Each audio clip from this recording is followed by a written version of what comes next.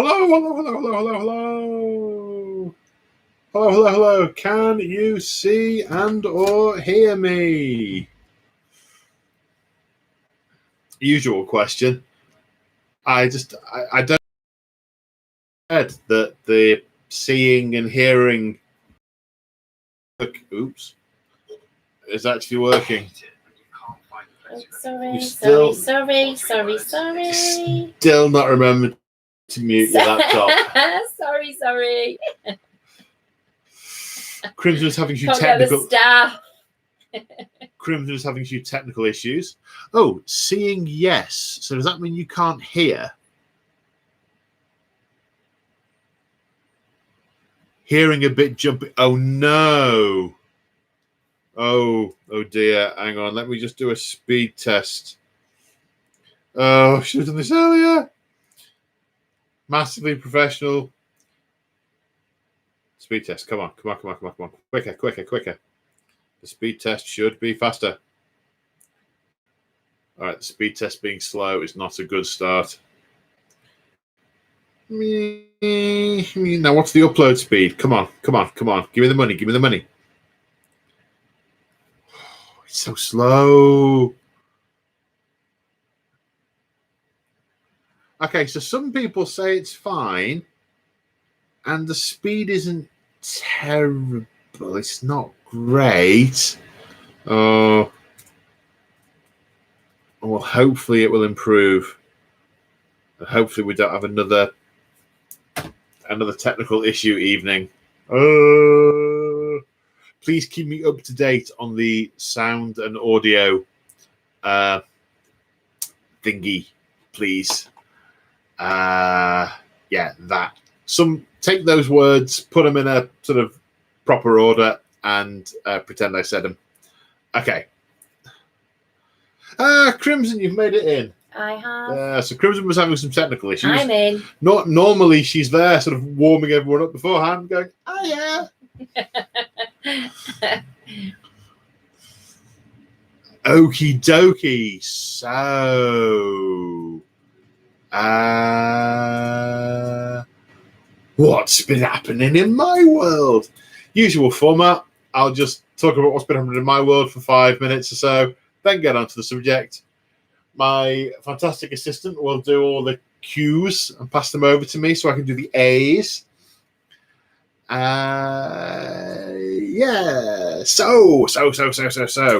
How has this last week gone for me? Well, for those of you who didn't already know, I've got conclusive evidence that I can't stick to a single project. I've had the week off, and so far I've been doing Necrons, Necron Terrain, Imperial Guard, Sector Mechanicus Terrain, then on to Scions, then on to, I did a bit of work on some Demons, then back to some, then I started, randomly last night, I started painting a Valkyrie for some unknown reason. Oh, I do know what the reason was. I was listening to an audiobook about Imperial Guardiness. Oh, thank you, Eldar Blog. Oh, I'm glad you enjoyed the battle report. It was a good one. I enjoyed that. Looking forward to doing the next one. That was part 2 in a series of 3. That's something else I should mention. I filmed my first solo hammer in a long time. It's been a difficult couple of months, and I haven't done much solo hammer. In fact, I think my last 5 videos in total were with Winters and with Sultan. We'll come back to Sultan in a minute. Exciting news regarding Sultan and myself doing some stuff. So yeah, I had a bit of a mental thing about no, come on, get back into it, do another one. So I did another one, and then I posted it up the next day. I only made half a dozen or so mistakes. On the whole, relatively pleased. It was good fun. The problem is, it made me want to paint more Imperial Guard and more World Eaters. More Imperial Guard, more World Eaters. I am enjoying them, but as you all know, there's all the other. So what I'm doing with the Sector Imperialis, this is driving me batty, is because they're all totally modular and they've got clips and things to keep them all together, I'm not assembling any of it. I am just I'm just cleaning and trimming each piece, ready to be sprayed and assembled into whatever configuration I want. It's either going to work really, really well, or after 20 minutes of trying to build a table, I'll just glue them all together and say, bah! No, nothing wrong with the Imperial Guard, Paul. However, it's not what I'd planned on doing. That is the thing. I had planned on doing a whole load of other stuff. But I didn't do that.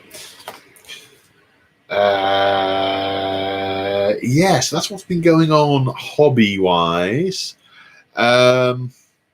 What else? Yes, so exciting news tomorrow night at Mick, Chapter Master Lexicus, with his shameless plug for Paul Fest. All right, I'll talk about Paul Fest first. So this is what the guys in Discord are calling the first real-life get-together that they're planning. I'm going to be there, but I'm not organising it. It's in October, and it's going to be in Tabletop Events in Belper, and it's get-together with the guys off Discord in a sort of chilled out, let's throw some dice together and have some fun kind of way.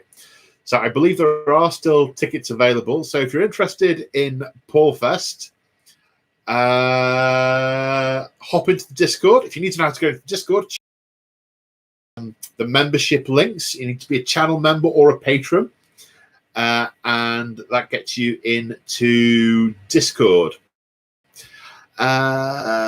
Teutonic Knight just asked, War of the Ten Legions? Yes, War of the Ten Legions coming up. In fact, so I filmed, what was it? I filmed, what's it? The Chasing Serenity on Friday. Yesterday was Monday. I filmed Fallen Dark Angels versus Black Legion in the War of the Ten Legions, which very pleased with, enjoyable. Oh man, wow! Grandilio, celebrate the drop in temperature with the downpour down south. Keep doing you, Paul. Thank you, man. Much appreciated. It's awesome. And Luke Vickery, thanks to you and the Deployment Zone TV crew, I ventured to my parents' loft. After a sweaty search, I found my old Orc army from 10 years ago back on the crack. Good man, and also very sorry for your wallet. Oh, 10-year-old orcs. They're not going to be that different to the current range, although they are releasing new stuff. Oh, very excited. I managed to get one of the orc boxes on pre-order. Oh, so I will be doing one of my rambles pretty soon. Will be after I've read and done a bit of digestion of the Codex, which I'm looking forward to. Should arrive at the weekend. Yes. So back to what I was saying about Sultan. So tomorrow night, so Sultan, for those of you who Deployment Zone regulars will know Sultan. He's played a lot of games with Winters, especially over the pandemic. He was his support bubble. That's how he got the nickname Support Bubble Sultan. And they did loads of games. He's a really great guy. He came up about 6 weeks ago, and we filmed a series with his AdMech just after the AdMech Codex came out, and My Iron Warriors, which is a series that's in the members lounge, available for members. Another shameless plug. Check out member links if you're interested in that. Yeah, that was a lot of fun.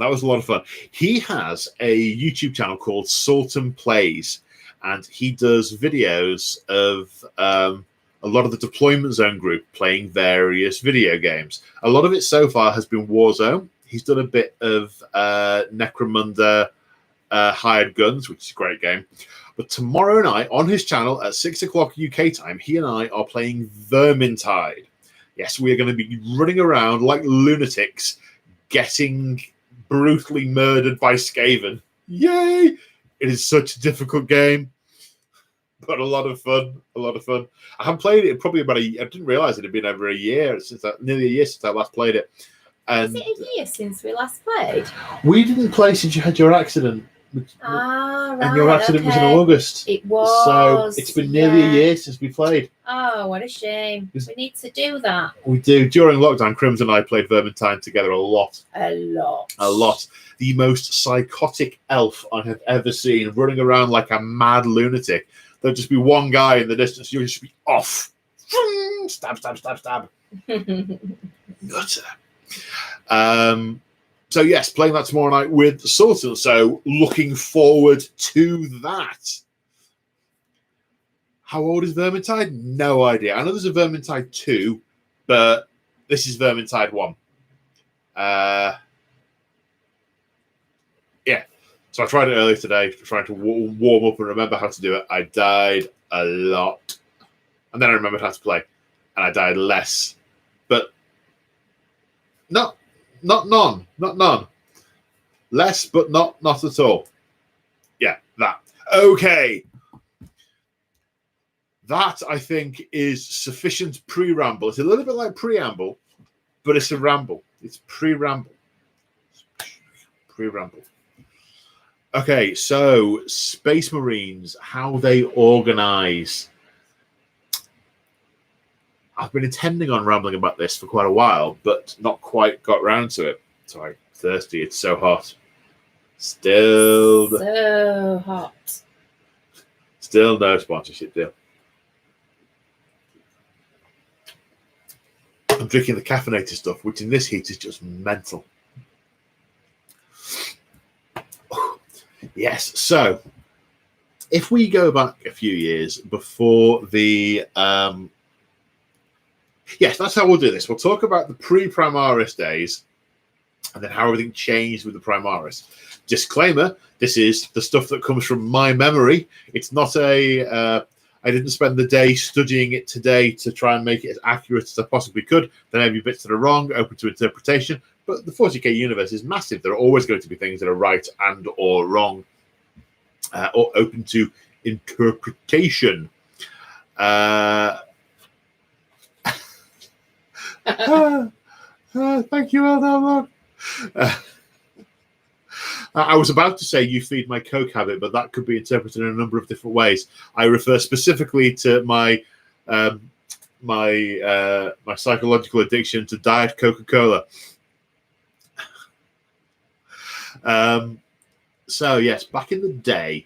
So, oh god, how far to go back? So when after the Horus Heresy, when they were trying to pick up the pieces, Rabute Gilliman did, I guess you'd call it a thesis on how Space Marines should be organized to avoid anything like the Horus Heresy happening ever again, because all that had to happen for the Horus Heresy to be possible was 8 people to be corrupted, and they commanded tens, in some cases hundreds of thousands of legionaries. And the power they could bring to bear was just unreal, and it led to the heresy. In fact, there were already there are other changes that came about at the same time to do with the Imperial Army and the Navy and all those things, but I won't go into those too much here. And part of this thesis, the Codex Astartes, was about how the legions should then be structured, and within that, how the Astartes should be trained, how they should progress through various ranks, and how they should organize for various conflicts, and the specific groups to use. And it was all fairly rigid and prescriptive. You would always get some chapters that were divergent to an extent, but the Inquisition and the Lords of Terror kept the Astartes chapters honest. They monitored chapters who deviated too far were sent, and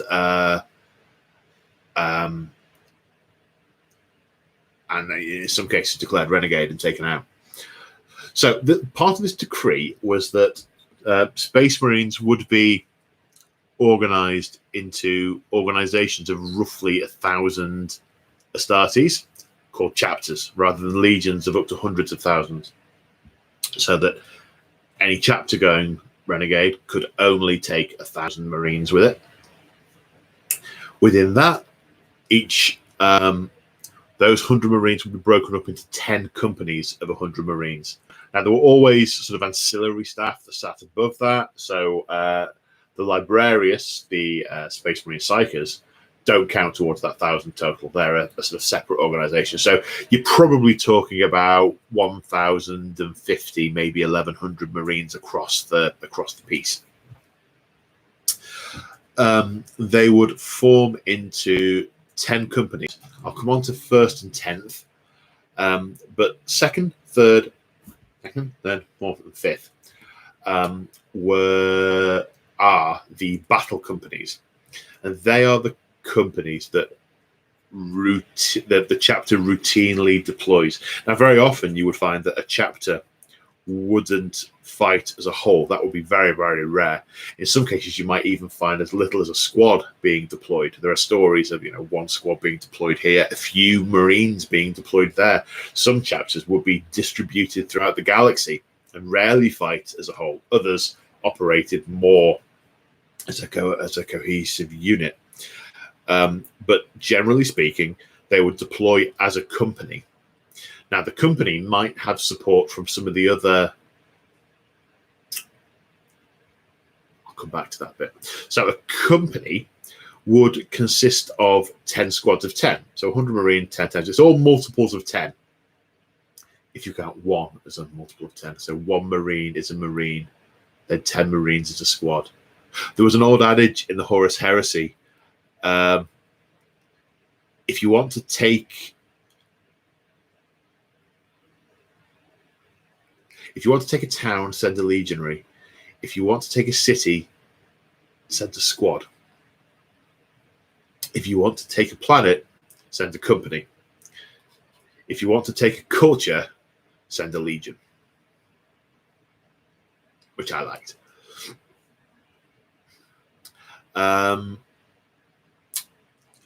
Yeah, I like that. So those 10 squads would then be subdivided further into different roles. So three divisions: tactical, assault, devastator. And they will have different equipment and behave in different ways on the battlefield. The easiest to describe are, I guess, assault Marines. They would all have chainswords and bolt pistols, with the options to have some special weapons like flamers, melters. The sergeant of any unit could be equipped more or less in any way they liked. So they would have power swords, power fists, weapons of that type. And these would all generally be equipped with jump packs, unless there was a specific deployment where they weren't required, in which case they would deploy without them. But they were the fast attack element. They're there to get in close and take enemy at close quarters.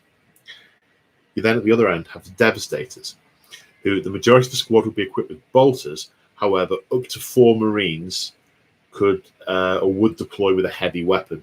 Heavy bolters, missile launchers, plasma cannons, las cannons. And that's it. Multi-melters. And more recently, graph cannons were an option there. And their role would be to provide fire support from the back lines. The other brothers in the squad would be equipped with bolters and effectively provide covering fire for the devastators. So there would be 2 squads of assault Marines and 2 squads of devastator Marines. The other 6 squads would be tactical Marines, and this was effectively a combination of the two. The sergeant would be equipped with close quarter weaponry. The squad could have an assault weapon similar to a melter, a flamer, a plasma gun, similar to the assault Marines that could have multiple of these. one legionary, one marine, one battle brother would have a heavy weapon, and the tactical squads, they would form the bulk of the fighting force, able to either go in close or stay far away, and would be backed up by the specialists of the assault and the devastator squads, respectively, depending on what was necessary. Very flexible. And in each company, each squad would have access to rhino transports, razorback transports, and drop pods. Now, also in a company, there would be company dreadnoughts. So ancient war suits that had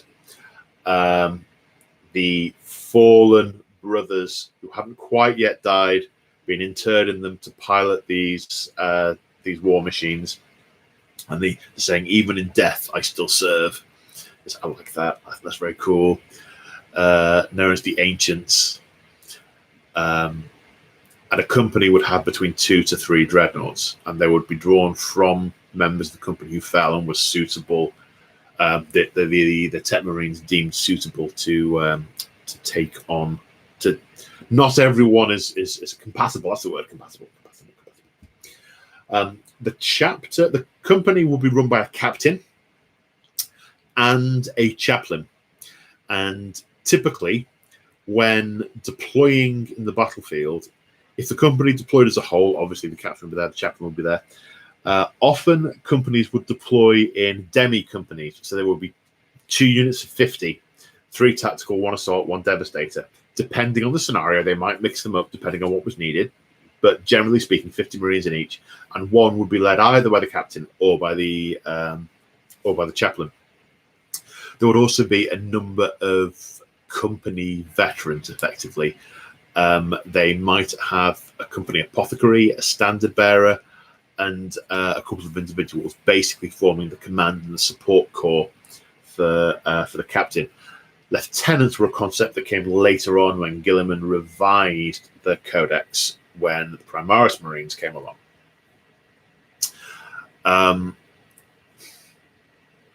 So that would be one of the standard battle company formations. Then companies 6, 7, 8, and 9 would be the reserve companies. And I'll come on to why these are different in a little while. And they would each exclusively have Marines of one particular type. 6 and 7 would always contain 10 tactical squads. 8 would contain 10 assault squads, and 9 will contain 10 devastator squads. Sometimes in a particular engagement, they might be fielded as a company in their own right. In big battles,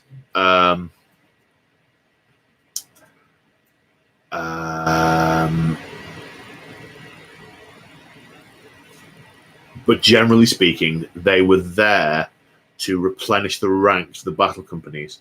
So as battle brothers fell and were either killed or were taken out for extended periods of time, etc., the gaps in the organization of a battle company were filled by members from the reserve companies. And then the reservists would then be filled up from the novitiates, who would then advance to full astartes status and take up their role for the first time in the reserve company. That's where the astartes would be for the first time. So speaking of 10th company, the 10th company would consist of 100 or 10 units of 10.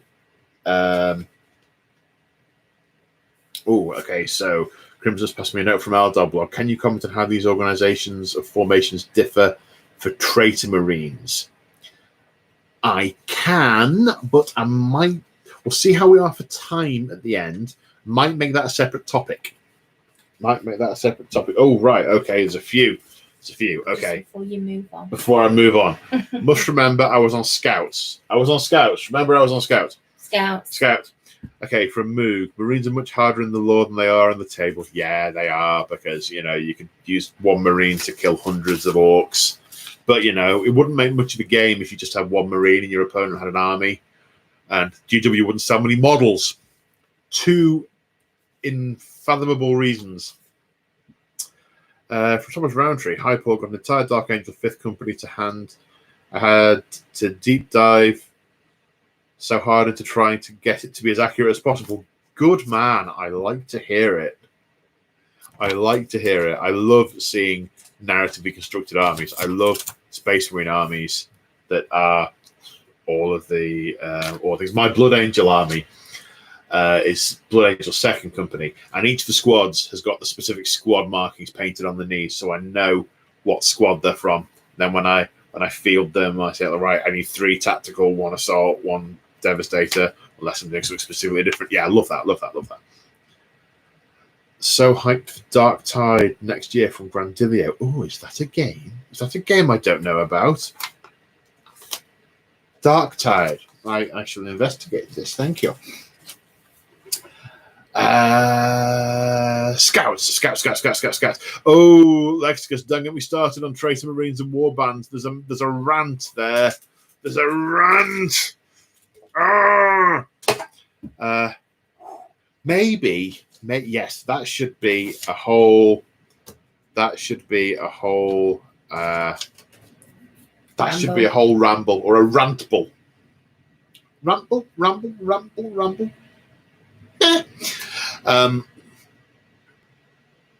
Dark Tide is 40k Vermintide Guardsman versus Nid. Oh my god.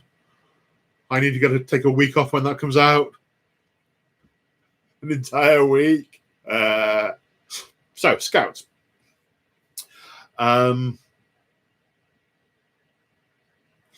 So, again, going back in time a little bit lore-wise, there was a difference between the chapter Novitiates and the Scouts. So, to become a Space Marine, it's normally an adolescent, it's normally a child, is accepted into the chapter. They go through a lot of gene therapy and organ implantation, and whilst they're developing in their gene pods, that's probably a much better name than gene pod. That could mean a number of things, but let's not go there. Leave it. Yeah, that's getting left well alone. They are hypnagogically indoctrinated to and learning how to be a Marine and all that good stuff. And when they come out, they are adult-ish age. They're sort of, I think the age is sort of late teens, early 20s is where they've been biologically grown to. And from there, their rate of development is really, really, really quick. But their organs are still growing. They're still developing. They're going through a lot of physiological changes as these organs mature and as they train. They aren't good enough to be scouts at that point. But it's only when they get to a certain point in their training and their physiology that they then start to serve as chapter scouts. So there would, at any one time, be a bucket load of novitiates and 100 scouts. So, again, novitiates would advance to scout status when there was a vacancy, as it were, which would be when a scout advances to astartes vacancy, when a big thing.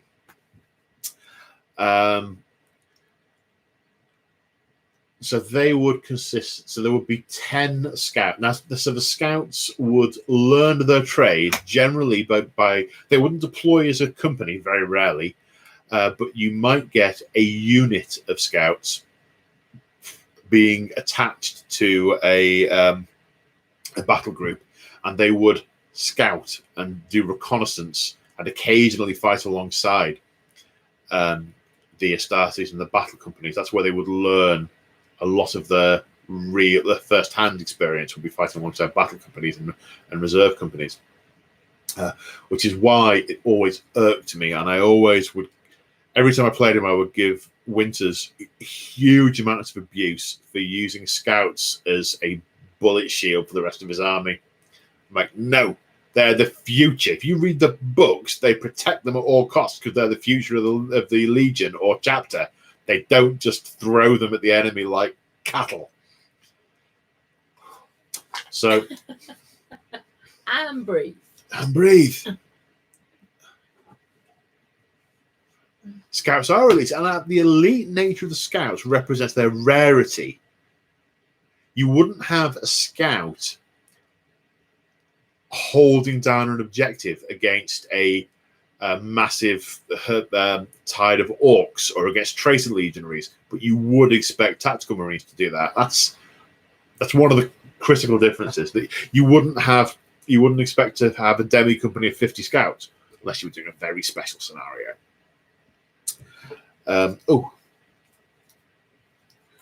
Would bikers take the place of assault squads in the battle assault companies then? Yes. So,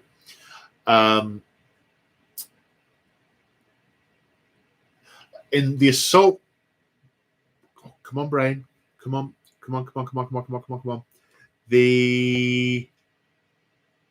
trying to think if it applies to any other section. I don't think it does off the top of my head. But assault marines could be deployed on bikes, in attack bikes, on land speeders.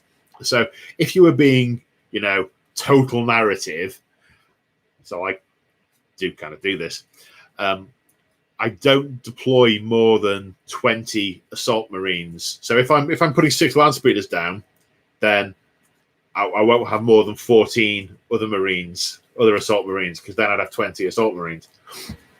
But you kind of can do that now, and it does make an element of sense, because one of the things that the Codex, I know I'm jumping about a little bit, one of the things that the Codex Astartes says now is that there is provision for units from the reserve companies being temporarily attached to battle companies to bolster them. So in theory, if you needed extra fast attack, you needed a couple of land speeder squadrons to join a particular action. The captain of third company could second 12 marines from the 8th company, and they'd crew land speeders for them. So after the Codex rework, that's perfectly acceptable. So one thing that is interesting, and this does vary from chapter to chapter, and I won't go into, I don't think, too much chapters like Space Wolves and ones that are very, very different, but a standard Astartes progression was from Scout to Devastator Marine, because that kept the newly inducted battle brother further away from the enemy. Then when they'd mastered being a Devastator Marine, they would progress to being a tactical Marine, which put them near, it gets them nearer to the enemy. The last progression is the Assault Marine. A little bit like Leon, film reference. The last thing you learn is the knife. Assault Marines. So in a number of companies, when they narrative head now, if they're having attrition, then you would expect, when the captains reorganize their companies, because when they lose Marines, they reorganize things to try and keep that to whole squads as much as possible. If they've lost 10 Marines, they would want to be able to still field nine units.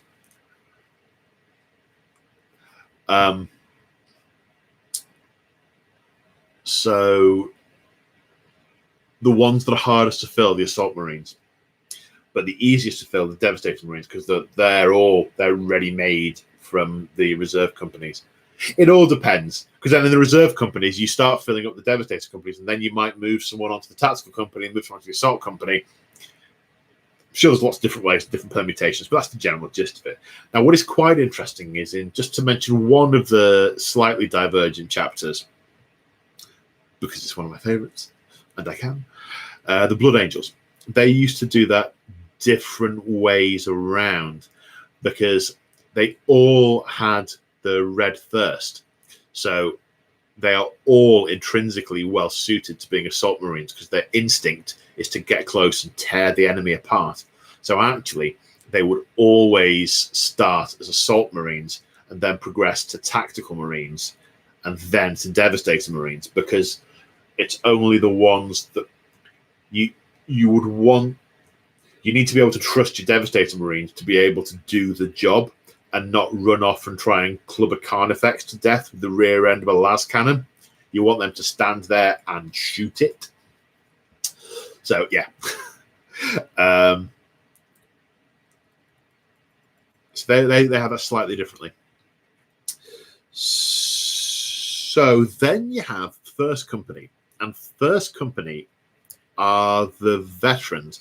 Now, the veterans in any Space Marine chapter have a lot more leeway. So Doctrine dictates that if you're a tactical Marine, you are armed with a bolt and a bolt pistol, frag grenade, crack grenades, and combat knife, unless you are one of the squad specialists who has an assault weapon or a heavy weapon. Equally, if you're an assault Marine, you have a chainsword and a bolt pistol, unless you're one of the specialists who has a plasma pistol or a flamer or a melter. The Ultramarines film, I actually kind of enjoyed it for what it was. Slight segue. This got pointed at. Thank you. In the Blood of Bar, didn't Dante send the scouts away with his gene seed to protect the line? Yes, he did. I completely forgot about that. And thank you. I've wrote it on. It says? I call him Master. That's my name for him. Chapter Master. Oh, right. Okay. Thanks, Mick. Chapter Master Lexicus. Yes, he did. That is exactly what he did, because he was protecting the line. And they are the future, and they need protecting, not using as a bullet shield.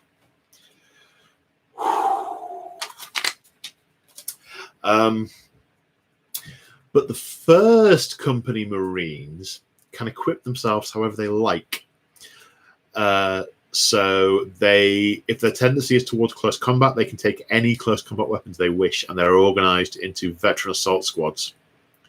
So, Thunder Hammers, pairs of Lightning Claws. My Blood Angel veteran assault squad, every model is equipped differently, which I'm very pleased with. It's a nightmare to work out the points, and I don't even know if it's still legal with the current codex, but I don't. You know me, I don't really care. I'll use it, and they'll have what they've got, and it'll just be cool. But they get free choice about what they use and what they equip themselves with. So they can have all...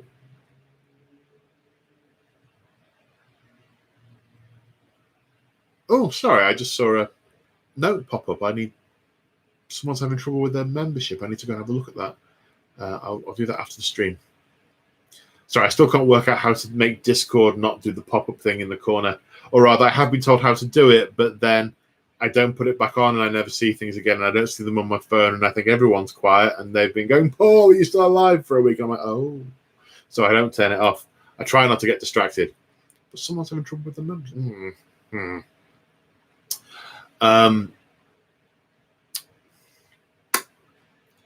The other thing that the First Company get, they get access to not only different weapons, they can equip themselves pretty much in whatever way they like. They potentially get access to special ammunition for their bolters if they want it.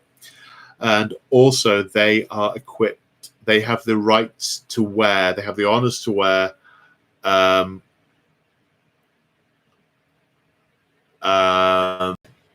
Terminator Armor.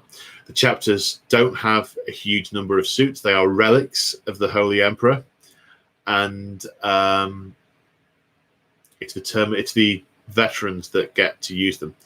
Terminators then are equipped either as effectively tactical loadouts, with sergeants having the combat weapons, storm bolters and power fists on the regular guys, and then either a cyclone launcher, heavy flamer, or assault cannon on the specialist.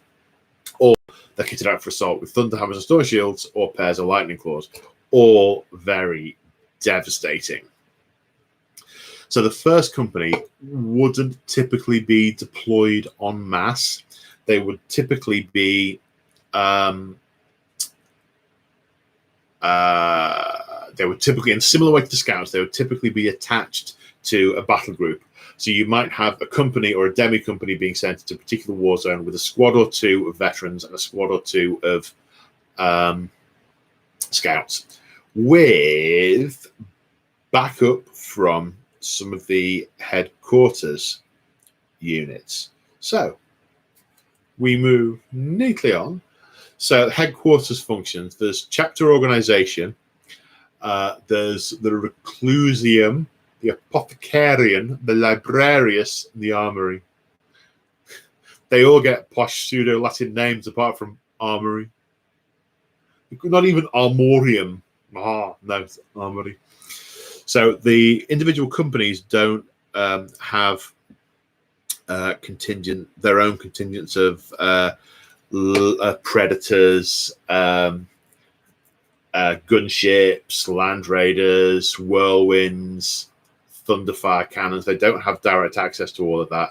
That's all maintained centrally in the armory by the tech marines. A tech marine is a marine that when they're selected when they are young battle brothers, and other tech marines think these guys have got an aptitude for technology, so they send them away to Mars to learn how to learn the ways of the Omnissiah. So they're kind of foot in both worlds. They maintain all the chapter's gear and repair things. It's like kind of tech priest marines. And they maintain the armory and crew the vehicles. Some of the vehicles can be crewed by battle brothers, but you end up in a massive brain melting spiral of, hang on, if one of the 10 tactical marines has to pilot the Rhino, then why can only 9 get out? And why can 10 get out? Why can the Rhino still move off? But hang on, if every Rhino's got a tech marine in it, that means there are 100 tech marines. My brain. So that's a rabbit hole we don't go around, and we just get a nice bit of wallpaper, and then we gloss over that bit because that makes my brain hurt trying to make that consistent. Moving on. So yeah, those will be attached to different battle groups as and when required. Similarly, speeders, they'll be requisitioned from the armory, and then they'll be crewed by the assault marines, bikes and all that good stuff as well. The librarius is a central function. Individual astartes who are identified as having latent psychic powers are then taken away and taught how to harness and master them in a brutal regime of mental fortitudinous, and taught how to be librarians. Again, they're not affiliated to any one of the companies. They are attached to them as and when necessary. The Apothecarian, so apothecaries are basically Space Marine medics.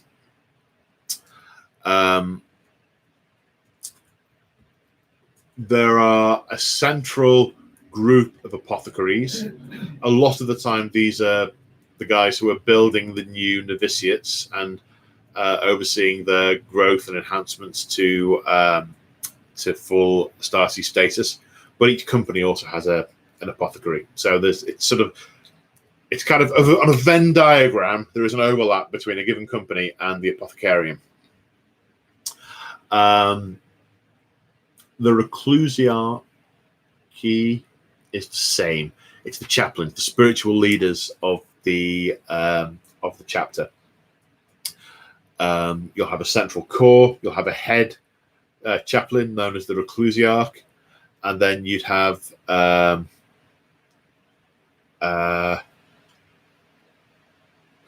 chaplain per. I mentioned this earlier. One chaplain per company.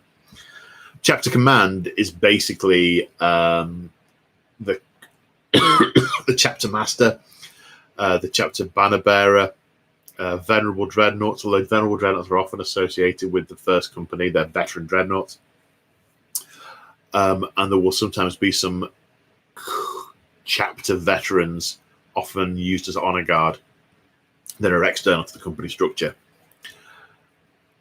And that, in a nutshell, is how that I say nutshell. That was half an hour of verbiage. That's how the chapters were organized before Gilliman's return.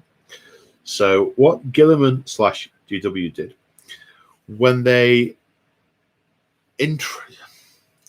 where to start with this bit. So one of the things that Gilliman did is they said, right, no Teutonic Knight, there are more than 11 chaplains, so there will be some central chaplains and one per company. So there's always at least 11, but obviously ones die, and more are recruited, and some of them get given a magic egg timer. Don't get me started on a magic egg timer. So some of the things that Gilliman did, he introduced the lieutenants. He said that the captain needs more. The leadership that the captain provides needs to be more widely spread throughout the company. As such, he created 2 new ranks, lieutenants, subordinate to the captain, one of which each would lead each demi-company in either combination with one of the captain or the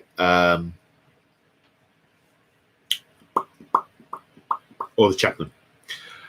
So sort of responsible for 50 Marines, subordinate to the captain. The other thing he did was that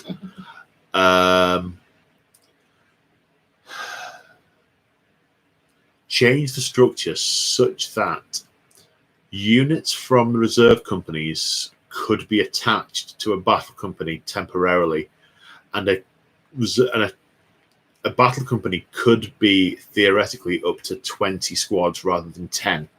Now, that accounts for the way that the Primaris Marines organized. So, for instance, there's a whole way round to go with the Primaris Marines, but to try and do it slice by slice. So, 2 types of so they still keep the tactical assault devastator concepts, but they call them battle line, close support, fire support. So whilst the fire support Primaris Marines aren't devastators, they fulfill the same role. So fire support, Hellblasters are an example of fire support. They're all armed with a very specific type of plasma gun, but they can be equipped as aggressors or eliminators or eradicators. I always get them mixed up. The ones with the melters. Now, they can be fielded in units as small as 3. So what would happen in that instance is those 10 Marines would actually be split into 2 squads. You'd have 7 Hellblasters and 3 aggressors. Because I know they're aggressors. I've got the right name there. So your 10 fire support Marines would consist of 2 squads.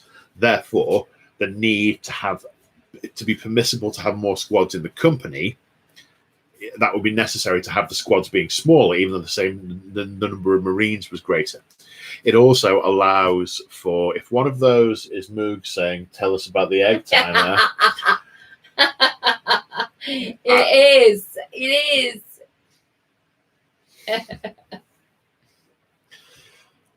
So in the Indomitus box, they released, I can't remember what it's called now. It's like a Trainee Chaplain, and the Trainee Chaplain is holding a massive hourglass, and the effect of this hourglass is that rules-wise, you pick an enemy unit, and they have to fight last that turn.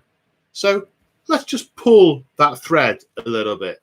So somehow this artifact is holding is affecting their position in the time-space continuum. It's slowing time for them, which means it's either psychic or necron, because I don't know anything else in the 40k universe that does that. And another thing, so now it's not just an option to give these guys, it's not a relic that maybe the odd chapter has and they give it to one of them. No, it's a standard piece of equipment. So in 1,000 chapters across 1,000 worlds, each with a 10 trainee chaplains at any given point in time. Where did Belisarius crawl? Was he just like wandering around in Mars, open a door and go, would you look at that? We've got 10,000 magic egg timers. We better start shipping these out to the Astartes. No.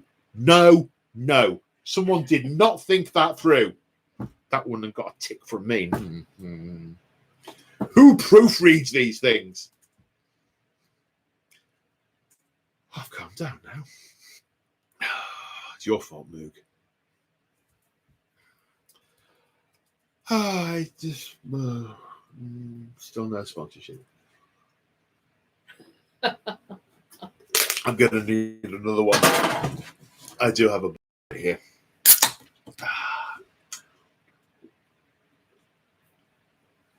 Warmer than normal.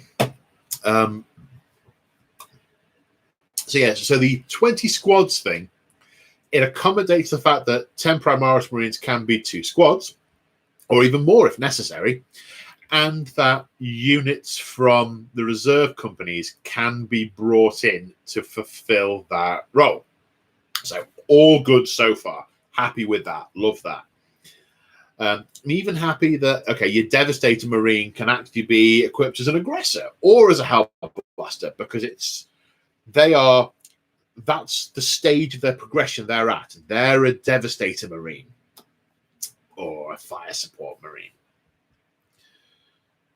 You may infer that there's a bit of this that I'm not going to be so happy with.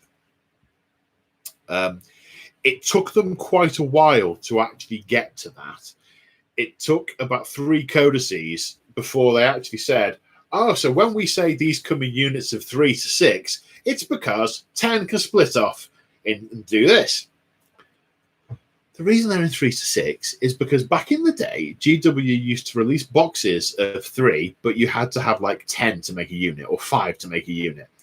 And so you'd have to buy 2 boxes and have 1 left over. And that's not being particularly fair to the customer. That's either making them buy models they don't need or trying to screw them out of more money. I can see why they moved away from that. So I can see why they said, we're making these boxes of 3, so therefore we're going to say the units can either be 3 or 6. Perfectly happy with that.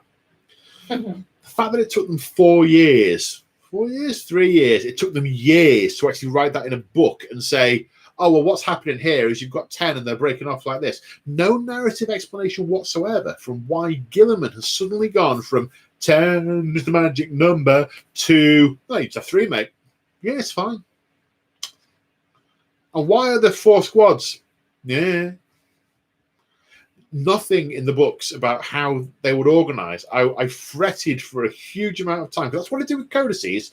I go through them and work out how I am being told to build my army based on what the narrative demands. That is what I do.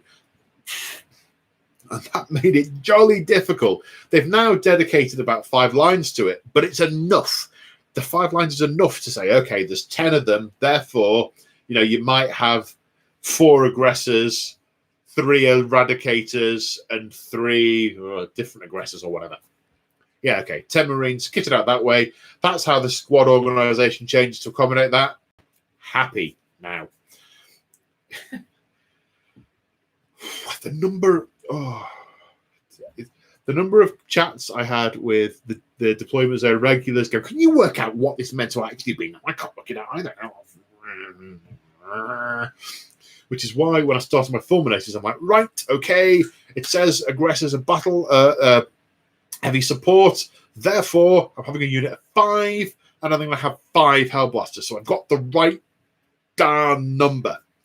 I had one game against Winters where I think it was a power-based game, and you obviously have to pay the power for 6, but you only take 5. The abuse I got online going, why did you not take the extra Marine? Play the game properly, someone said. Nah. So, yeah, they fixed that now. They put a little narrative sticking plaster over it. Happy enough with that. The other thing they've done, which I kind of like, but kind of has some drawbacks, is they've changed the 10th company from being the scout company to being the vanguard. So the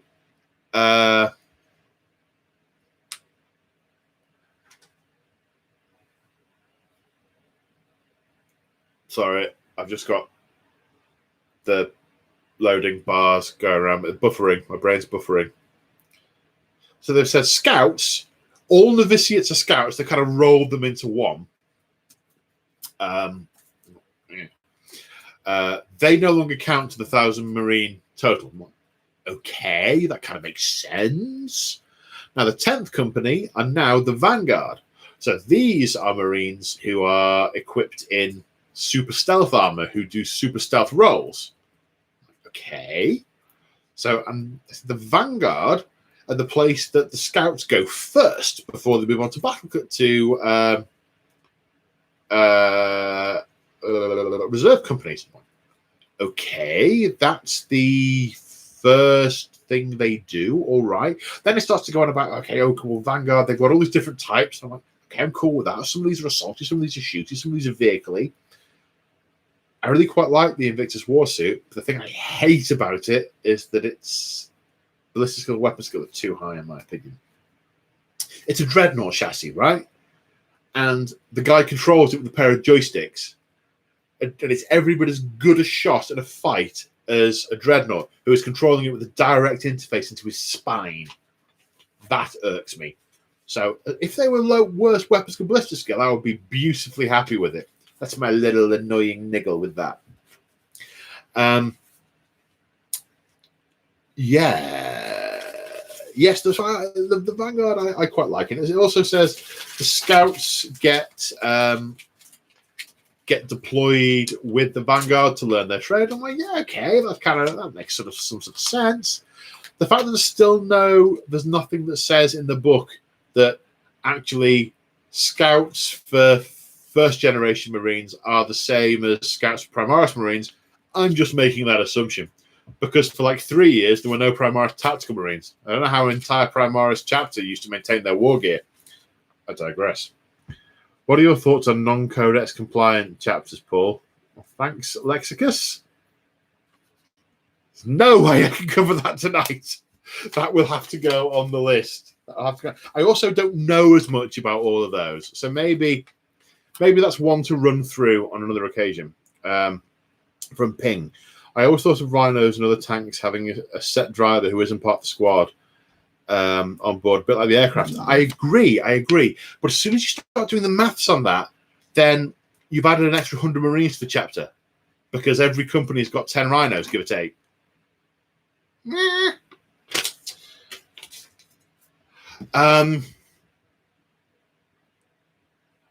So yeah, they then move to Vanguard Marines, then move on to their role. Then they learn the Devastator role or the equivalent. Then they learn, okay, I'm cool with all that. The thing that I haven't quite worked out how to reconcile in my mind is the Codex Astartes now says that whilst these are your roles and these are the order in which you learn everything, at any point in time, the captain, can just get you to perform any battlefield role with any equipment as the situation requires. Okay, so this guy's a fire support Marine. He hasn't progressed to being a close support Marine, but yet what are the Primaris close support Marines? Come on, brain. Why have you checked out? So you're gonna make him an outrider or an inceptor, but he's not learnt that yet. He's not proficient in that yet.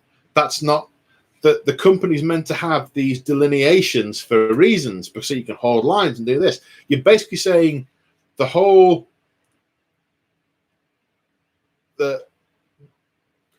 is how everything's meant to be. This is all rigid. These are the reasons, and this is all the tactical. But actually, just do whatever you want. I understand that to be able to say to people, just take whatever units you want and it's all narratively fine.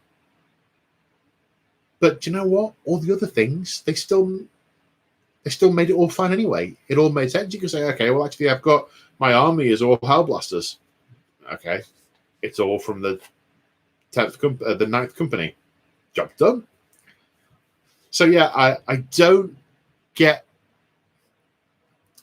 don't understand the in-character logic for that from Gilliman. I understand the GW logic. I haven't yet found an explanation that sits right with me on that.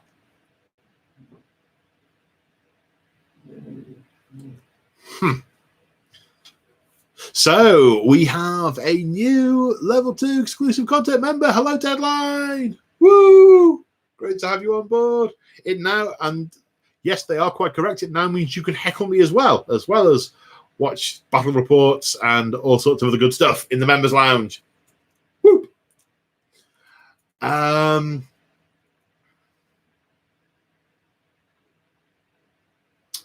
Have I come to the end of my ramble? I can't see any other little threads in front of me dangling.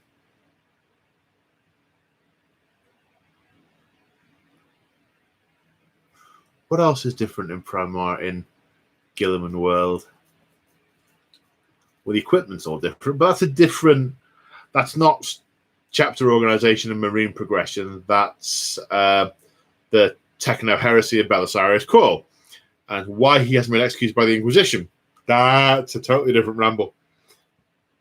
I do quite fancy the idea of doing a firstborn chapter that refuses to accept any Primaris and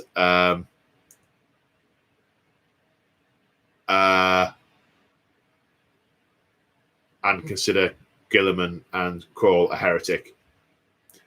But what I'd want GW to write one in, and then I'd play it. I'm not great at actually doing something entirely new for myself. It doesn't grab me. I need to have things to draw on.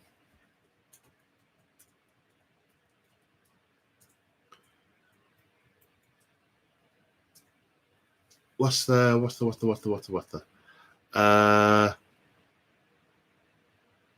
do level 1s not get Discord access? Yes, level 1s should have Discord. Sorry, I was looking at the chat in the thingy. So what should be happening is anyone who has level 1 channel access gets access to the Discord and gets the ability to comment in these live streams.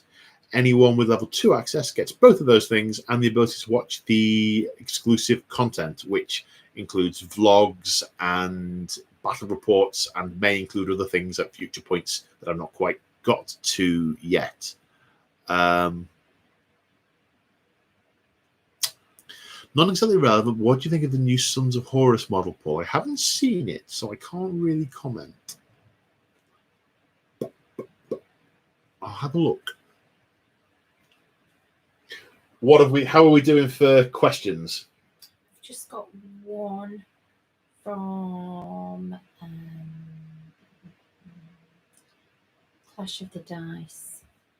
How does a Marine get promoted to first company veterans? So, basically, they do.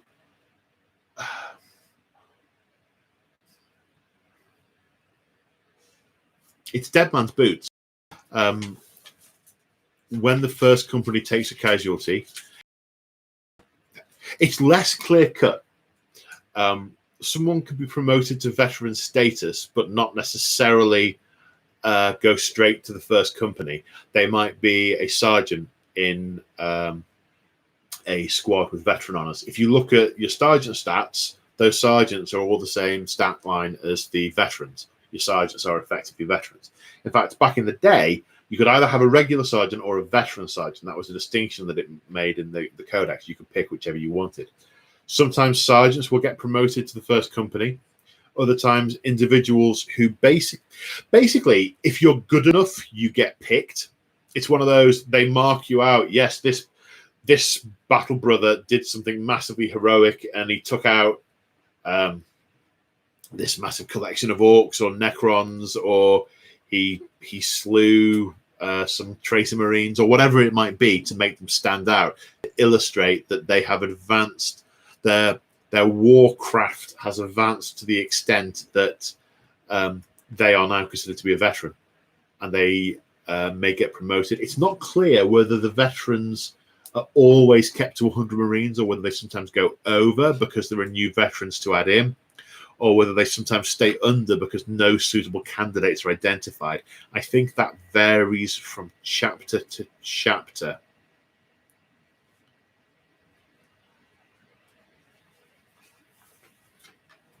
What else we got? Oh, forgot to put who it is, but you never say who it is anyway. I do.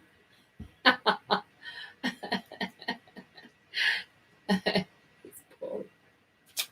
I know I am, but what's his name? No, he's a different Paul. Oh, different Paul.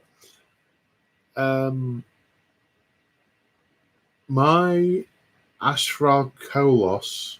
No, my astral claws. My astral cores are non-primaris, but that's because my canon is that they were displaced from the Badab uprising. That's cool. That's cool.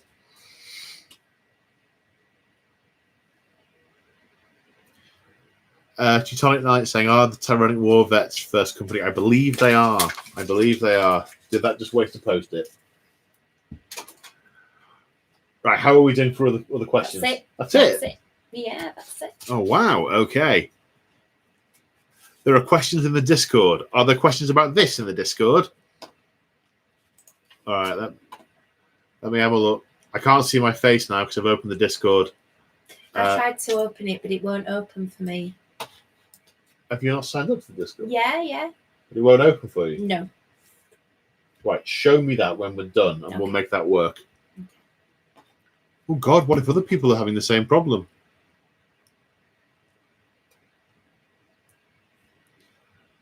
Okay, yes, we do have questions in the Discord, but these are unrelated.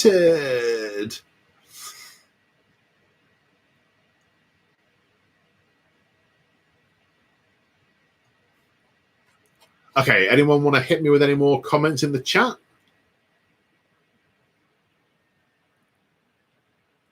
More questions in the comments? That's what I meant. Oh, Ewan Collins. Did we cover how the librarians interact with the 10 companies? Yes, we did. That'll be on the play again. But basically, it's a separate institution, a separate part of the chapter. They aren't assigned to companies. They aren't in the company organization. They don't report to the company captain, but an individual librarian or librarians can be attached to a battle force and either potentially placed in charge, but not normally. Normally, it's the line commander who's still in charge. They are there as a specialist, or they could be put in charge if it was something very specific, like it was very magic-y oriented, like it was Thousand Suns you were fighting or something like that. They are attached. Ooh, live stream topics. Why are the Ultramarines seemingly not limited to 1,000 Marines? Thank you, Starkiller. That is bad narrative writing. To be honest, there's a display in Warhammer World, which is it's a battle diorama of the Ultramarines fighting all sorts of the forces of chaos. There are more Ultramarines on that diorama than there should be in the whole chapter. In every book, so many more Ultramarines get destroyed, and they're also always all over the place. They're ubiquitous, so that's why there are so many of them, but they just can't get replaced that quickly.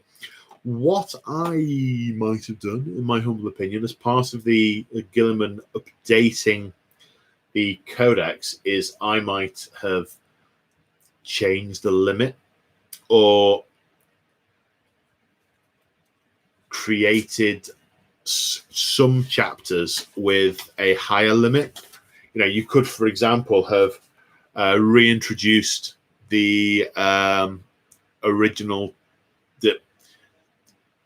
And I'm just making this up as I go along. You could have said the original founding chapters have a size limit of 5,000, but you had a new something or other that oversees them.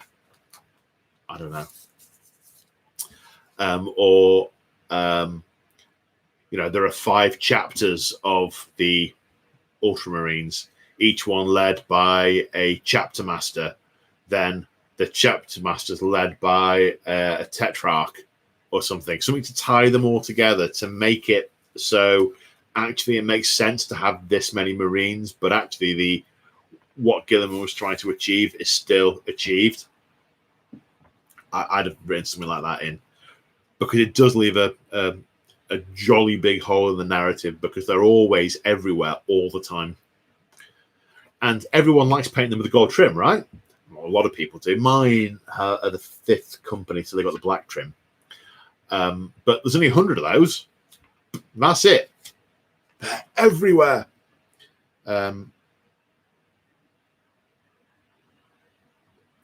Where do the Space Marine captains for the warships come from? From Mick. So if you took my Mick, that's my Mick. Your Mick. Yeah. Okay. So you know. So I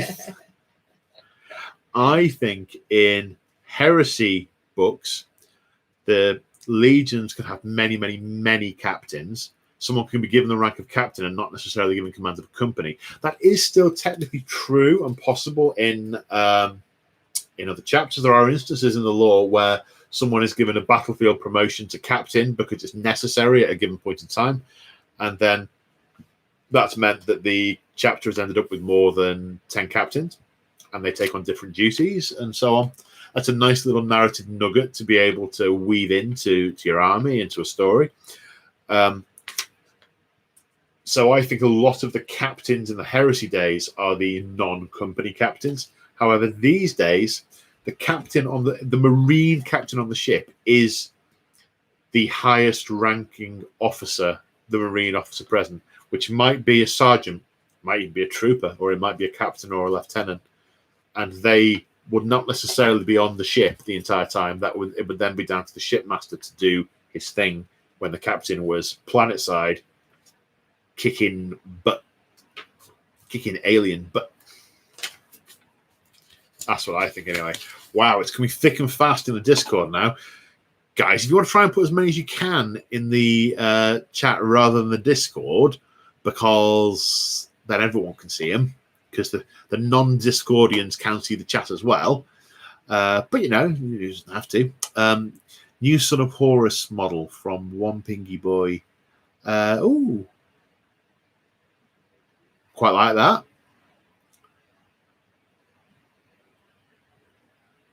Yeah, that's cool.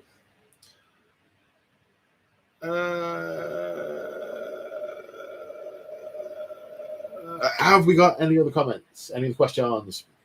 All right, in which case, because time is soldiering on, I think we're going to start to wrap up there. There's a few more topics to add to the pile. A couple of really good ones there.